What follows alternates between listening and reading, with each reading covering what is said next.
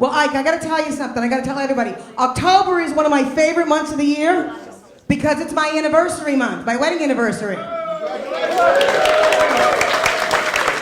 Thank you. But it's also Breast Cancer Awareness Month. Did you guys know that? Yes, all right. So Ike, what should I talk about first, my husband or my breasts? You looked at her first. My husband. So you would rather talk about my husband's breasts than my breasts? Is there something going on between you and him I don't know about? You are Greek. Well, remember, nothing offensive. Did you listen to the lesson in the beginning? Nothing offensive. All right, well, we'll talk about my husband because you asked. Last year on my anniversary, my husband happened to be away on a business trip, guys, in Korea. And I thought about it and I said, you know, I guess that's okay because we're an old married couple. And then I decided to surprise him, Ike. I decided to send him some sexting. And yeah, well, funny, by the looks on all your faces, I thought you'd be frightened at the thought of me naked. But you guys all look wildly curious. And I sent it to my husband, not to you, honey. Maybe. We'll talk later. So, I got out my husband's favorite negligee from our honeymoon, which is perfect because it only half fits me now. I took photos of what I think are still his favorite parts, and I sent them over. Now, I wait 24 hours. I don't hear anything. And I'm like, shit, I hope I used the right country code. I hope I didn't send him to a monk somewhere. I hope I didn't send him to Ike's friend right here because that's why he's not making eye contact at me. And Ike showed him the pictures of that's why he wants to look at my husband's breasts and not mine. So I checked the number, I sent it again, and finally I got a text back from my husband. And you know what it said? Who are you? And how did you get my wife's cell phone number, you fat, hairy bitch? Oh, no, thank you. I love it when he talks dirty to me. So, ladies, you see these earrings? These are the only things left from my wedding that still fit me. Well, except for my husband's you-know-what. That wasn't a very loud laugh. Do I have to spell it out for you people? This is network. I can't say the words. Come on, people, get with the program. So anyway, so that's the only thing. So I thought, all right, maybe it's time to join a gym.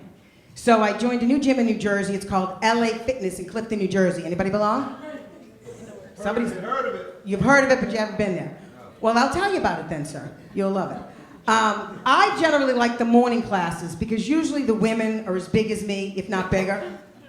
Except for the other day, and I'm not making this up. There's a half-naked young lady right up front in my morning class, and this is what she was wearing. She had a spandex tank top, hip hugger, bell-bottom sweatpants, and a diamond in her belly. Yeah, exactly. Wow, sir. You wanted to see her, but I didn't. And at first, sir, I thought maybe she was there. I thought, well, you know what? Maybe God put her there. You know, maybe God put her there to remind us of how we used to look, and if we work hard enough, how we could look again. No. She was just your typical skinny bitch showing off.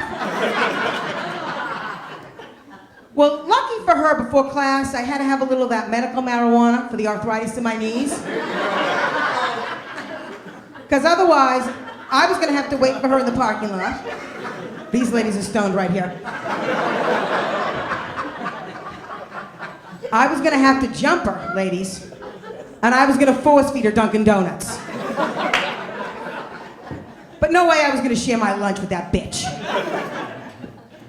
So I'm walking into the locker room this morning, and there's another one of these skinny bitches, and this one, she's blow-drying her hair in the mirror, but I don't think she had underwear on. I think she just had like 3 Band-Aids.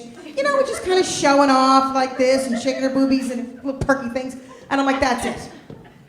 This one, I'm going to have to teach a lesson to. Was it you? I said, I am going to go in there, and I'm going to take a shower, and I'm going to come out here, and I'm going to blow-dry my hair next to her butt naked. The young one's been waiting for that all night. I mean, I think it's time these ladies find out what they're going to look like in 20 years, right? A real woman with meat on her bones, and a tattoo on her ass that says, fat bitch in menopause. And I'll leave you guys with this. I think my husband might be going through male menopause. I'm not sure. But he's Jewish. Any Jews in the house? Woo! Mazel tov, mazel tov. Well, on the Jewish New Year, which you just had in the fall, my husband wakes up in the morning and he tells me that it's the year 5,574, some such thing. And I'm like, yeah, okay. Did you get those drinks right? All right. So I said, all right. And then all of a sudden he tells me, that means we're going to have sex 5,574 times this year. I know. Now, Ike, does that sound like a good amount to you, sir? Just about enough. Just about enough. Thank you, Ike. That is so perfect. Because I actually told my husband he could pencil me in for 74, but you've been such a good sport, I'm going to have to call you for the rest. And that's my time, ladies and gentlemen. My name is Pat Caesar. Have a great night, everybody. Thank you.